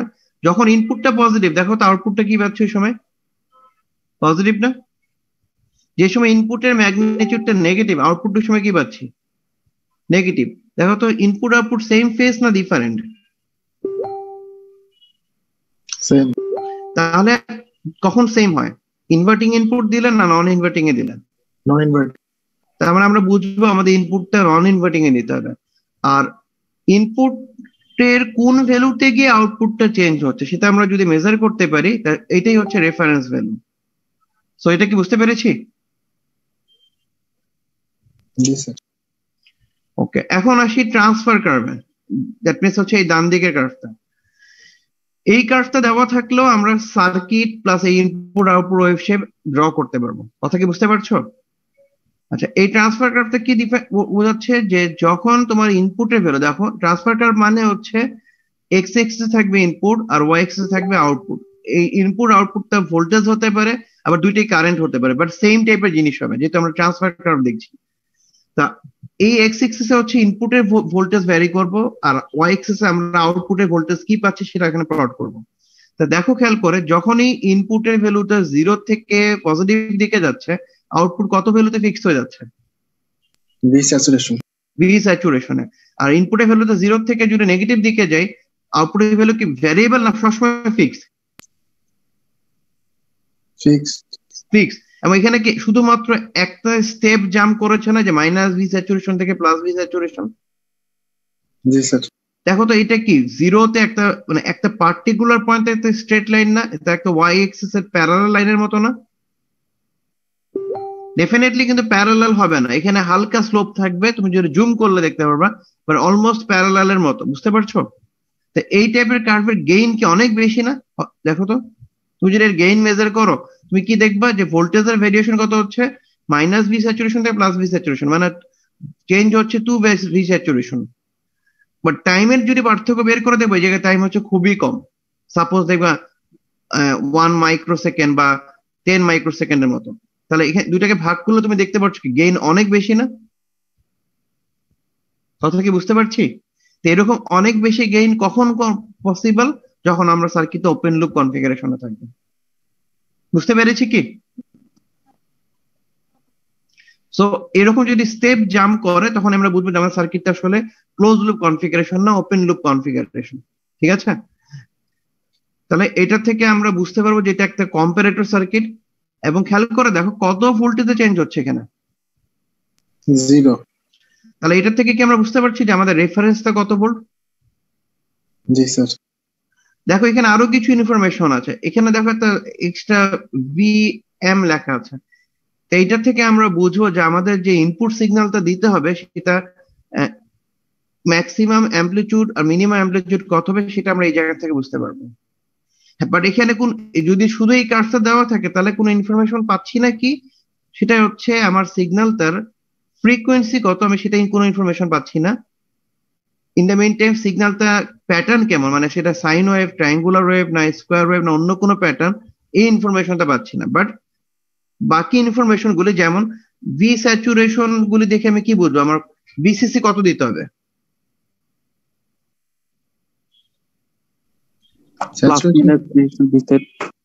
মানে আমরা বলেছিলাম যে থিওরিটিক্যালি যখন আমরা করব আমরা এই ভি স্যাচুরেশন থেকে আমরা আসলে কি ধরে নিব? ভিসিসি। তার মানে এখানে যে ভোল্টেজ পাও, যদি তুমি দেখো এখানে +20 ভোল্ট আর এই জায়গায় -20 ভোল্ট, তাহলে তুমি বুঝবে আমার সার্কিটে কত ভোল্টেজ সাপ্লাই দিতে হবে? 20। এখন থিওরিটিক্যালি করছি তো এখানে 20 তো 40 হয়ে যাচ্ছে, বাট আমরা থিওরিটিক্যালি দিতে পারি। বাট স্ট্যান্ডার্ড যদি ইয়ার হিসেবে হয় তাহলে আমরা এখানে আসলে এত দিব না, আমরা এখানে সর্বোচ্চ 18 পর্যন্তই দিতে পারবো। তো এই কার্ভটা যদি শুধু দেওয়া থাকে তাহলে কি তোমরা ইনপুট আউটপুটের ওয়েভ শেপ, সার্কিট এবং এই উপরে যে আমরা ইকুয়েশন গুলো লিখলাম এগুলো লিখতে পারবা শুধুমাত্র এই কার্ভটা দেওয়া থাকলে? তার ওয়েব শেপে সমস্যা হবে না? হ্যাঁ, যখন তোমাকে বলে দেওয়া থাকবে না সেই ক্ষেত্রে তুমি স্কোয়ার, ট্রায়াঙ্গুলার, সাইনোসয়েডাল যে কোনোটাই ধরতে পারো। জি স্যার। ঠিক আছে? আমাদের মেইন কনসেপ্ট হচ্ছে যে এটার জন্য সিস্টেমটা মেলে কিনা। দ্যাট মিন্স তুমি যদি জানো যে এটা যদি সাইন না দিয়ে আমি ট্রায়াঙ্গুলার দিতাম তাও কিন্তু সেম টাইপেরই আউটপুট আসতো, নাকি ডিফারেন্ট আউটপুট হবে?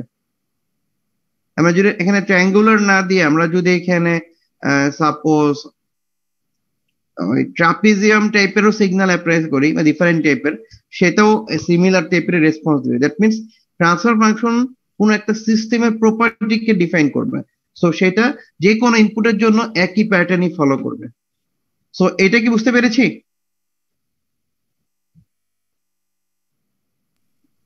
জি স্যার। ওকে, তাহলে নেক্সটটা দেখছি। নেক্সট হচ্ছে যে আমরা এতক্ষণ জিরো, আমি এগুলো একটু স্পিডে বলবো যেহেতু এটা একই প্যাটার্নের। আমরা যেহেতু জিরোর সাথে রেফারেন্স দিয়েছিলাম এই জন্য আমরা বলেছিলাম যে নন ইনভার্টিং জিরো ক্রসিং, বাট আমরা এখন একটা রেফারেন্স ভোল্টেজ দিচ্ছি। তার মানে এই যে 3 ভোল্ট লেভেল যেটা বলছি, 3 ভোল্ট হচ্ছে আমার এখানে রেফারেন্স ভোল্টেজ। তাহলে সেম সার্কিটটা যখন আমি একটা এক্সট্রা রেফারেন্স নিয়ে আসবো, এখানে যত ভোল্টের কথা উল্লেখ থাকবে, তা আমরা নন ইনভার্টিং বলতে কি বুঝি বলেছিলাম?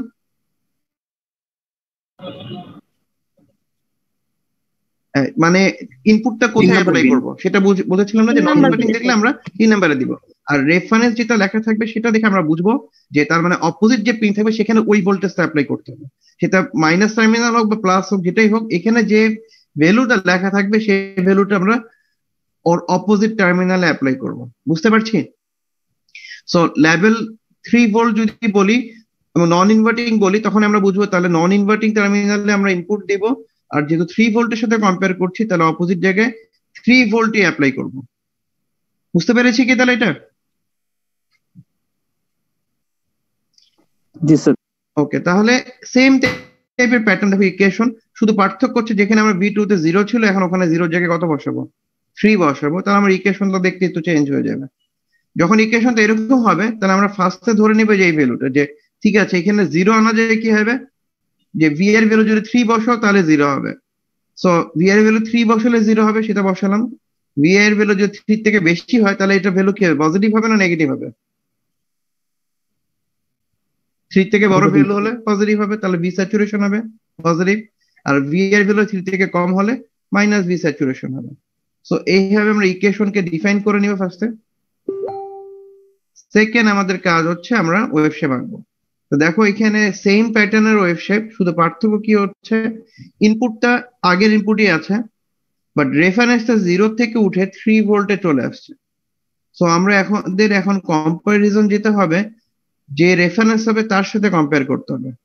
সো যখন ইনপুট আর রেফারেন্সের ভ্যালু 0 হবে, ওই মুহূর্তে আউটপুট কি হওয়া উচিত? যে পজিশনগুলিতে ইনপুট আর রেফারেন্সের ভ্যালু সেম হবে, ওই সময় আউটপুট কি হবে? 0 স্যার। হ্যাঁ, তার মানে এই দেখো এই পার্টিকুলার পয়েন্টে আউটপুটটা যেখানেই থাকুক এই 0-তে ব্যাক করবে। সো ফার্স্টে যদি আমরা কার্ভটা ইনিশিয়ালি থেকে ড্র করি, যে দেখো যখন ইনপুটের ভ্যালুটা লেস দেন 3, এইটুক সময় মতো লেস দেন 3 না, যে এইটুক টাইম যদি চিন্তা করো, জি স্যার। লেস দেন 3 যদি হয় ইনপুটের ভ্যালু, তাহলে আসলে ওই সময় আউটপুট থাকবে -V স্যাচুরেশন। ঠিক আছে, এই যে এই জায়গাটা যখন ইনপুটটা 0-তে চলে আসবে, আমরা আউটপুটটা এখান থেকে জাম্প করে 0-তে চলে আসতে হবে। ঠিক আছে, ওকে, 0-তে চলে আসলো। দেন আমরা দেখতে পাচ্ছি যে এই বাকিটুকু অংশ হচ্ছে এই যে এই এরিয়ার জায়গাটা, এটা হচ্ছে 0 থেকে মানে রেফারেন্স থেকে ইনপুটের ভ্যালুটা বড়। সো এই সময় আউটপুটটা হবে কি এরকম একটা পজিটিভ ভি স্যাচুরেশন পাবো আমরা। ঠিক আছে, এরকম যতক্ষণ পর্যন্ত ইনপুটের ভ্যালুটা রেফারেন্স থেকে বড় হবে।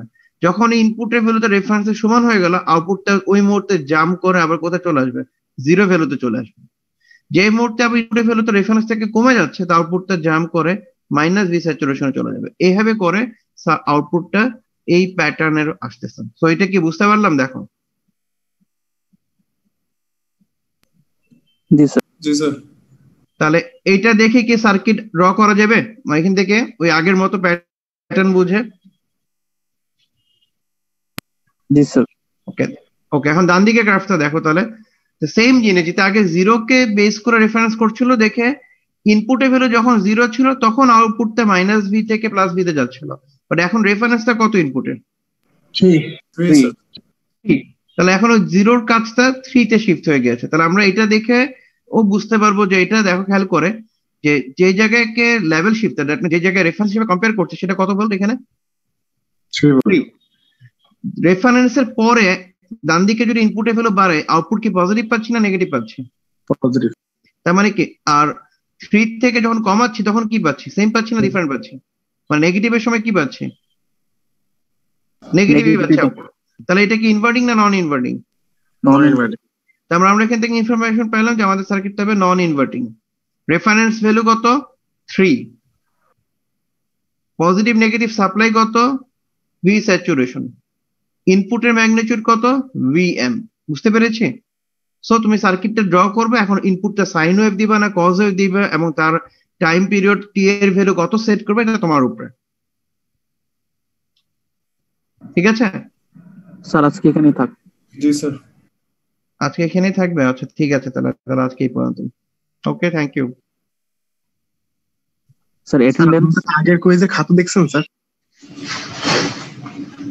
না, আগেরটা আসলে এখনো দেখে শেষ করা যায়নি, শেষ হলে আমি দিব। আমার মনে হয় একটু টাইম লাগবে, কারণ যে তোমাদের ওপেমে এই নোট বানাতে আমার অনেক সময় লেগে যাচ্ছে। ঠিক আছে, আর অ্যাটেন্ডেন্সটা আমি অন করে দিচ্ছি, তোমরা একটু কাইন্ডলি দিয়ে দাও। ঠিক আছে, আমি আসলে ওইটাও এখন বলা যাবে না। স্যার কালকে কোশ্চেন কিরকম করবেন স্যার? মানে কয়টা আসবে, কি রকম আসবে কোশ্চেন? অ্যাটলিস্ট 2টা কোশ্চেন থাকবে। কি আসতে পারে? ইকুইভ্যালেন্স সার্কিট টাইপের ড্র কিছু থাকতে পারে, আর বাকিটা থিওরিটিক্যাল ইয়ে থেকে আসতে পারে।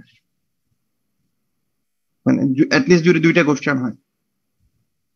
স্যার একটা করলে কি বড় একটা ম্যাথ দিবেন তাই না? ইকুইভ্যালেন্ট প্লাস হচ্ছে ভ্যারিয়েবল। একটা দিব না, এটা আগেও বলে দিয়েছে যে একটা দিব না।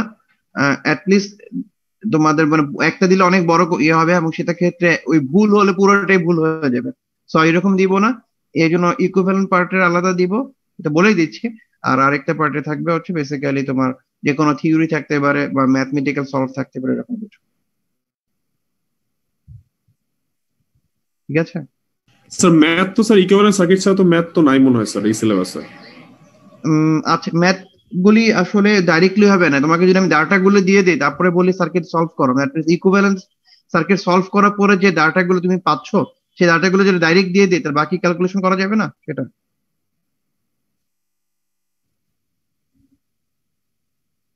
ঠিক আছে?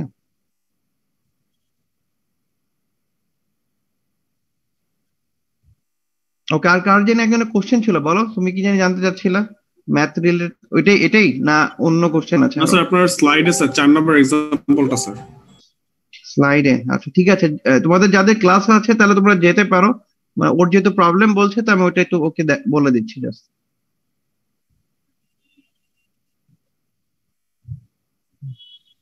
স্লাইডে কয় নম্বর প্রবলেম? স্যার আপনার হাতে লেখা স্লাইডের একদম নিচে স্যার, এক্সাম্পল 4 একদম শেষের দিকে 55 পেজ থেকে শুরু মনে হয় স্যার, মানে একদম শেষের দিকে এক্সাম্পল 4। ওকে, এটা দেখা যাচ্ছে কি? জি স্যার, জি স্যার, এইটা স্যার। হ্যাঁ বলো।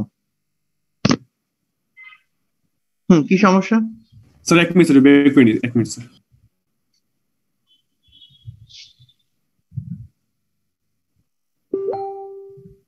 এটা স্যার আমি তো স্যার হচ্ছে একবারে স্যার করি নাই, আমি হচ্ছে স্যার ইনপুটটা আগে করে আউটপুটটা করে স্যার পরে কম্বাইন করার চেষ্টা করছিলাম, কিন্তু স্যার ইনপুটটা আউটপুট আটকে স্যার সমস্যা হচ্ছিল, যদি বলে দিতেন। না, এটা কিন্তু আসলে বেটার কি একবারই ড্র করো, কারণ তুমি বারবার কষ্ট করবে কেন, আর টাইম কনজিউমিং তো। এরা যেহেতু একটু কমপ্লেক্স সার্কিট, বুঝার জন্য তোমার ওইভাবে ভেঙে ভেঙে বলে অনেক সময়, মানে নোটে। আমি কিন্তু তোমাদের ওইটাই বলছি, আমি ড্র করার সময় এবং এই বড় সার্কিটটা যখন করেছিলাম আমি কিন্তু একবারই ড্র করেছি, তুমিও একবারই ড্র করবে। ফার্স্টে আমি এটা সামারিতে বলে দিই, দেখো এদিক থেকে স্টার্ট করবা, সোর্স, এই রেজিস্ট্যান্স এখান থেকে আসার পরে যেহেতু একটা বাইপাস গেছে, এই দুইটা রেজিস্ট্যান্স হবে ইনপুটের সাথে প্যারালাল। দেন বিজিটি, বিজিটি ইকুইভ্যালেন্ট ড্র করবো, এর ইমিটারে কিছু নাই, তার মানে এটা গ্রাউন্ড। তারপরে কালেক্টরে চলে যাবে, কালেক্টরে আরসি হয় গ্রাউন্ড, ক্যাপাসিটর শর্ট, এখানে আর কিছু নাই। সো আবার এই বিজিটি ইকুইভ্যালেন্ট মডেল চলে আসবে। এই বিজিটি ইকুইভ্যালেন্ট মডেলের পরে যখন আমার এর ইমিটারে যাব তখন দেখা যাচ্ছে আর ই সাথে আর এফ হয়ে যেহেতু এখানে গেছে, তার ইনপুট যেহেতু তখন আমি জিরো করবো, সো মানে ভিআই টার্মিনাল, তো এখানেই গ্রাউন্ড হয়ে যাবে। সো আসলে এই দুইটা হয়ে যাবে প্যারালাল ইনপুটে, এখানে আর কিছু নাই, তাহলে আসতে শুধু কালেক্টরে এটা আসবে আউটপুটে। সো কি সিম্পল, দেখো এরকমই আসছে মনে হয়। হ্যাঁ, তোমার কোন জায়গায় ভুল হচ্ছিল সেটা বলো। স্যার আমার স্যার হচ্ছে ইনপুট, মানে ইনপুটটা আলাদা করে আউটপুট আলাদা করে যখন কম্বাইন করতেছে তখন সমস্যা হচ্ছে আর কি, হ্যাঁ, ইনপুট কারণ করি হচ্ছে নেই। কি এখানে দুইটা বিজিটি না, তুমি যদি ইনপুট সাইডটা শুধু আঁকো মাঝের পার্ট গুলো তো বাদ হয়ে যাচ্ছে। তো এখানে সমস্যাটা হচ্ছে, মানে ইনপুট আসলে এক্স্যাক্টলি কোনগুলো বা হচ্ছে আউটপুট কোনগুলো, হ্যাঁ, কারণ এই জন্য তুমি, আমরা যদি বুঝো আমরা কিন্তু সেটা করব না, যদি এরকম সার্কিট আমরা একবারে ড্র করবো। বাট মনে রাখবে ইনপুট হচ্ছে কোনটা, এই যে এই বিজিটিটা হচ্ছে ইনপুট, এই বিজিটির সাইডটা হচ্ছে ইনপুট, আর এই বিজিটির এই সাইডে হচ্ছে আউটপুট, বাট মাঝে তো কমন আছে। তো বেস্ট হচ্ছে আমি একবারেই এঁকে যাব। ঠিক আছে, কিভাবে আঁকা যায় দেখো, ফার্স্ট হচ্ছে সোর্স, দেন এই যে আর এস রেজিস্ট্যান্স, এটা গেল এটা গেল, এদিক থেকে ব্রাঞ্চ গেছে, তার মানে আমার এই দুইটা নিতে হবে, এই দুটা সিরিজ আছে, সিরিজে ড্র করো।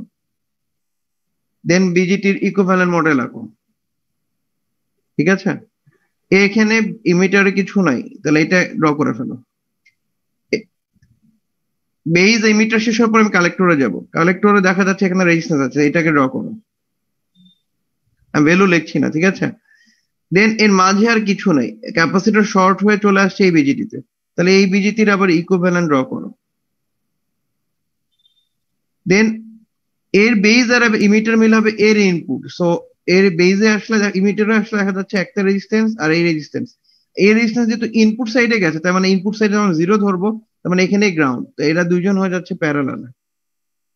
সরি, এটা হচ্ছে এর ইমিটার সাইডে গিয়ে প্যারালাল, এই যে এখানে। ঠিক আছে, দেন ফাইনালি এখানে সবগুলো শুধুমাত্র বাদ আছে এটা, তো এটা হবে এর সাথে। বুঝতে পেরেছো? সেটা কারেন্ট শর্ট হলে স্যার এখানে ভি এর জায়গায় আই হবে না, কারেন্ট সোর্স হবে না স্যার প্রথমে একদম স্টার্ট। হ্যাঁ, সেটা তুমি চাইলে আমরা এই যে এই জন্যই এই আর এস রেজিস্ট্যান্সটা রাখা আছে, তুমি ফার্স্টে এটা নিবা, তোমার যদি মনে হয় এটা সোর্স ট্রান্সফর্ম করা দরকার তখন তুমি এটাকে প্যারালাল করে এটাকে সোর্স ট্রান্সফর্ম করে ফেলবা। স্যার আর এস এর ভ্যালু যদি খুব ছোট হয়, ওই সময় স্যার যদি আমার আর কি সোর্সটা ভোল্টেজ, আমি কি আর এস টা নেগলেক্ট করে ক্যালকুলেশন করতে পারবো? মানে আর এস টা দেওয়া হয়েছে যে তোমার সুবিধার্থে, যাতে তুমি সোর্স ট্রান্সফর্ম করতে পারো। আমরা জানি কি আই এস সমান হবে কি, তাহলে ভিএস বাই আর এস না? তার মানে এখানে যদি তুমি কারেন্ট সোর্স বসাবা সেটা ভ্যালু কত হবে সেটা এই রেজিস্ট্যান্সটা থেকে বের করবো, এই জন্য এই কাজটা করা হয়েছে, দেওয়া হয়েছে। বুঝতে পেরেছো? সোর্স রেজিস্ট্যান্স যদি দেওয়া না থাকে তাহলে তো তুমি তোমার সুবিধা মতো এটাকে সোর্স ট্রান্সফর্ম করতে পারবে না, যদি তুমি তোমার প্রয়োজন পড়ে, এই জন্য বলছি। বাট তুমি চাইলে ভোল্টেজ নিয়ে হিসাব করে করতে পারো, একই জিনিসই হবে। স্যার হ্যাঁ, আর তুমি যেটা বলছো যে এটা তুমি নেগলেক্ট করে মানে এটাকে ইগনোর করে করতে পারো, সেক্ষেত্রে রেজাল্ট আসবে, বাট কিছুতে এরর থাকবে না। যেসব জায়গায় আরএস এর ভ্যালু আসার কথা সেসব জায়গাগুলিতে কিছুতে এরর হবে। বাট বেটার হয় যদি নিয়ে ক্যালকুলেট করতে পারো সবকিছু, সেটাই বেটার। যদি কখনো দেখো যে ভুল হচ্ছে বা পারছো না, তখন তুমি লিখে দিতে পারো যে সোর্স রেজিস্ট্যান্স অনেক কম, সেটাকে ইগনোর করে করছি। বাট তখনই করবা যখন দেখছো তুমি সামহাও মিলাতেই পারছো না। ঠিক আছে? তাহলে স্যার যদি স্যার প্রথমে মানে প্রত্যেকটা সার্কিট যে প্রথমে ভোল্টেজ সোর্স দিয়ে মানে ট্রাই করি, সমস্যা হওয়ার কথা না, তাই না? সমস্যার কথা না, কিন্তু যদি গেইন বের করার সময় কারেন্ট দরকার পড়ে, কারেন্ট সোর্স নিয়ে যদি দেখো যে ইজি হচ্ছে তখন নিতে পারো। বাট ওইটার কাজ হচ্ছে তোমার সুবিধা মতো, তুমি তো সোর্স ট্রান্সফরমেশন শিখেছো না, যেটা দরকার পড়বে ওইভাবে কনভার্ট করে নিবে। যেহেতু এটা বেসিক্যালি কি টাইপের, কারেন্ট শান্ট টাইপের, তা এই জন্য ইনপুটটা কারেন্ট হলে বেটার, এই জন্য দেখো সোর্স ট্রান্সফর্ম করে বসিয়ে নিয়েছে। স্যার এখানে স্যার আরএফ রেজিস্ট্যান্স দিয়ে স্যার ফিডব্যাকটা হচ্ছে না। এখানে আরএফ টা দিয়ে আউটপুট আর ইনপুটের মাঝে আসছে, বাট এক্স্যাক্টলি ফিডব্যাক মানে এইটার ভ্যালু তার উপরে আরএফ এর উপরে ডিপেন্ড করে, ইনপুটে আউটপুটের মধ্যে কতটুকু আসছে সেটা ডিপেন্ড করছে। বাট আর ইও ফিডব্যাক এর একটা অংশ, কারণ দেখো ফাইনাল ইয়েতে আর ই আর এবং আর এফ দুইবার করে আছে, দেখা যাচ্ছে? জি স্যার। এখন স্যার আমরা তাহলে যখন আমরা যে আইএফ ইউজ করে স্যার আমরা যদি কিন্তু আমি ওর অ্যান্সার দিই তারপরে তোমার তো শুনি। কিন্তু ফিডব্যাক যে শুধু আরএফ এর উপরে হচ্ছে ডাইরেক্টলি, কারণ হচ্ছে আরএফ এর ওখান থেকে যে কারেন্টটা ফ্লো করছে বা আরএফ এর অ্যাক্রসে যে ভোল্টেজটা হয় বেশিরভাগ ক্ষেত্রে, সেটাই ফিডব্যাক আসে, এই জন্যই হবে লাগে। বুঝতে পেরেছো? হ্যাঁ বলো, তোমার কোশ্চেনটা বলো প্লিজ। এই জন্য কি স্যার তাহলে সিডিআর আর কি কারেন্ট ডিভাইডার করার সময় আরএফ এরটা হিসাবে করা হয় স্যার, প্যারালাল না করে? কোনটা বলো তো? স্যার কারেন্ট ডিভাইডার যখন করে ওইখান থেকে যে আমি আইএফ এর মানটা বের করব। হ্যাঁ, কারেন্টে যেটা হচ্ছে যে যেহেতু কারেন্ট বের করলে আমাদের আসলে কারেন্ট ডিভাইডার দিয়ে বের করে ফেললে ইজি হয়। সেক্ষেত্রে আমার ওই ব্রাঞ্চের কারেন্ট গুলো জানতে হয় না, সোর্স কারেন্ট জানলেই বাকি প্যারালাল ব্রাঞ্চের কারেন্ট গুলি আমি জেনে যাচ্ছি। আর ভোল্টেজ ডিভাইডার করার সময় আমরা ওই কেভিএল ওইসব না করে ডাইরেক্টলি ভোল্টেজ ডিভাইডার করে বের করে ফেলতে পারি। ঠিক আছে? মেন কনসেপ্টটা হচ্ছে যে আমার এখানে কিছু ভ্যালু আননোন আছে, তো আমি আননোন গুলি নিয়ে যদি করতে যাই তাহলে আমার ইকুয়েশনটা কমপ্লেক্সিটি বাড়বে। তা আমি যে যা জানি এবং সেটার জন্য যেটা সুইটেবল ফর্মুলা আছে সেটা ইউজ করে ফেললে আমার ক্যালকুলেশনটা অনেক ইজি হয়ে যাবে। আচ্ছা, কোন কোন সার্কিটে কারেন্ট গেইন বের করতে গেলে আমার বিভিন্ন নোডের কারেন্ট যদি আমি এক ডিরেকশনে ধরে নেই, এক একটা অনুপাতটা এক এক রকম আসবে, কিন্তু আর কি আলটিমেটলি গুণ করার পরে একই আসবে, এটা তো সমস্যা হবে না স্যার? না, এই টাইপের কনসেপ্টে যে এখানে ইউজ করা আছে কোনটা একটা সার্কিটে, এটাতেই মনে করেছে ভেঙে ভেঙে কারেন্ট করেছে এই যে। ঠিক আছে? তবে এইটা বলেছিলাম যেটা করেছে, কারণ কি, কারণ হচ্ছে মাঝে ব্রাঞ্চ গুলিতে কারেন্ট লস হবে কিছুটা, বোঝা যাচ্ছে? এই যে স্যার আইসি ওয়ানটা দেওয়া, স্যার আইসি ওয়ান যদি আমি উল্টা ডিরেকশনে ধরতাম তাও তো স্যার একই আসতো। হ্যাঁ, আইসি ওয়ান উল্টা, তুমি আসলে আইসি ওয়ানটা সবগুলো এদিকে ধরেছে কেন? কারণ হচ্ছে আমরা জানি কি আউটপুট মানে কোন একটা সিস্টেমের জন্য এদিক থেকে কারেন্ট আসবে, এদিকে কারেন্ট বের হবে, এটাই না অ্যাম্পলিফায়ার যদি হয়। তা এই জন্য সব একই ডাইরেকশনে ধরেছে। হ্যাঁ, তুমি এখানকার ভ্যালুটা আসলে তুমি আইসি নিবা, আইসি মানে এখানে কত minus H F E IB one, আর এখানকার তো আইবি ওয়ান, দেন তুমি আসলে এখান থেকে এটার ভ্যালু ওইভাবেই পাবে। দেখো, ঠিক আছে? এইটা না, যে এই পাশে ভ্যালুটা যেটা বের করেছে, ঠিক আছে, যে এখানকার যে ভ্যালুটা তুমি যদি এখানে ভ্যালুটা বসাও, সেম কাজটা কিন্তু যে এখানেও করেছে। আমি যেটা এই দাগ দিয়েছিলাম সেটা আসলে আছে এই পাশেটা, যে আই নট বের করছে, আই নট এইটার হেল্প নিয়ে বের করে এটার সাথে রেশিও বের করে। আই নটটা স্যার মাইনাস হবে না?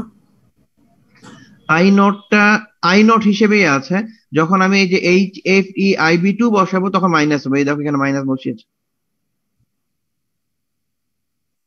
আই নট মাইনাস হবে না, আই নট তো আই নোটের দিকে যাচ্ছে, কারণ আই নট তো আউটপুটের দিকে যাচ্ছে।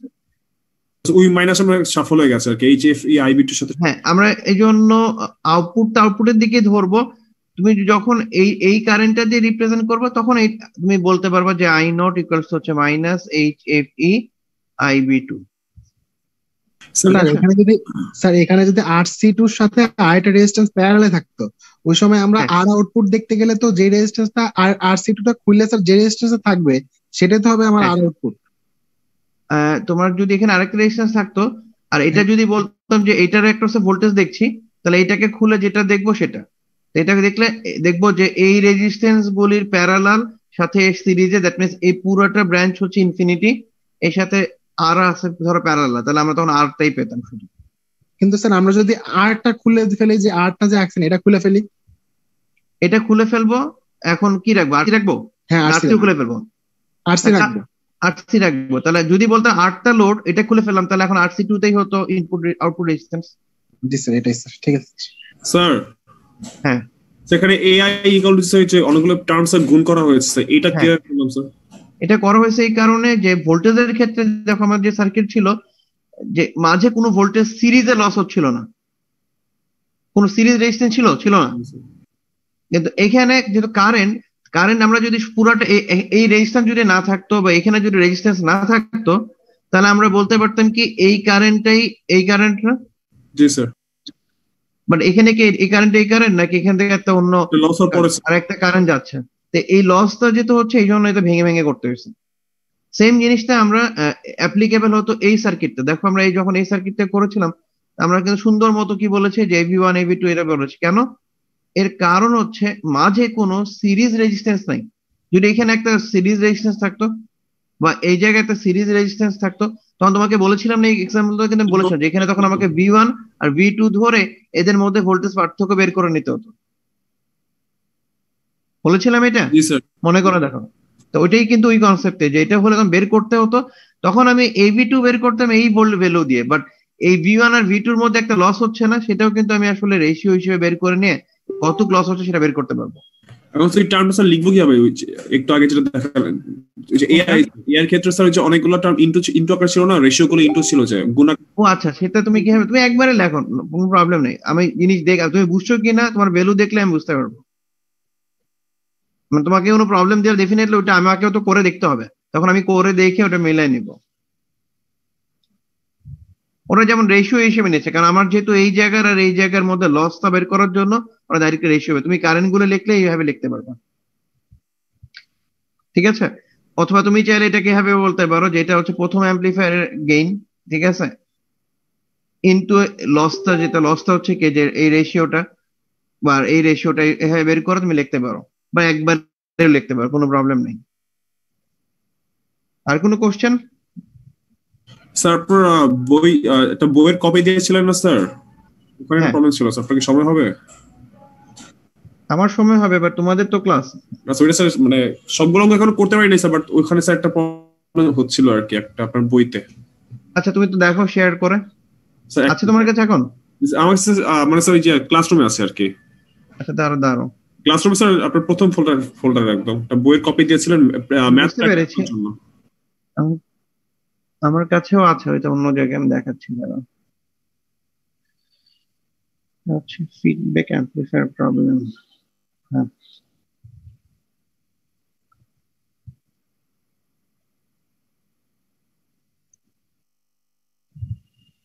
বলো। আমি কিন্তু এই বইয়ে সব করে দেখে নিবা কোথায় কি অবস্থা, আমি জাস্ট প্র্যাকটিসের জন্য দিয়েছি। হ্যাঁ, বলো sir. Page number 11 sir, figure 1.42। Figure 1.42 page number 11। এটা?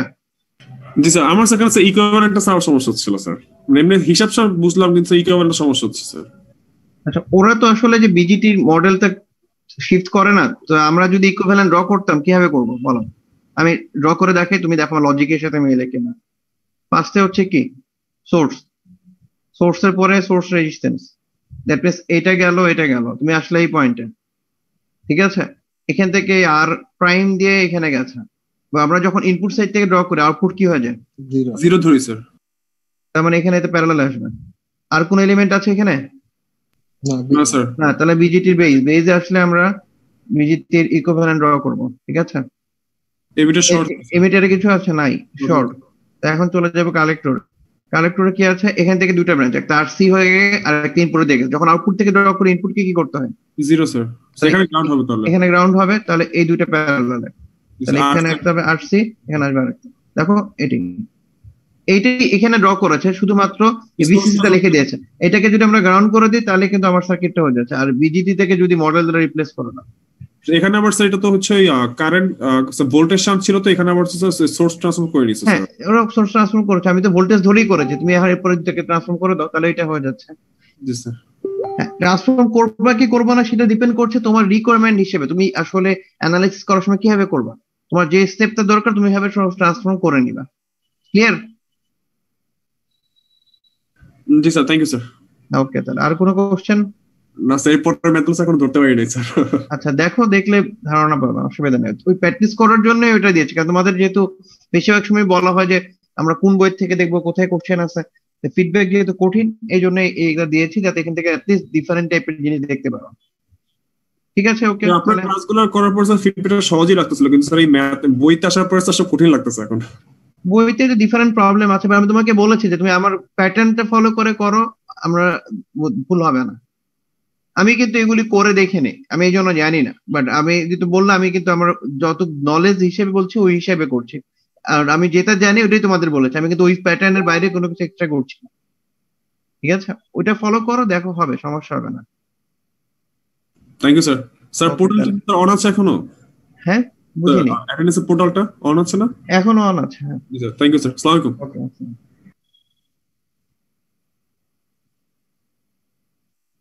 ওকে, তাহলে আমি ক্লোজ করে দিচ্ছি।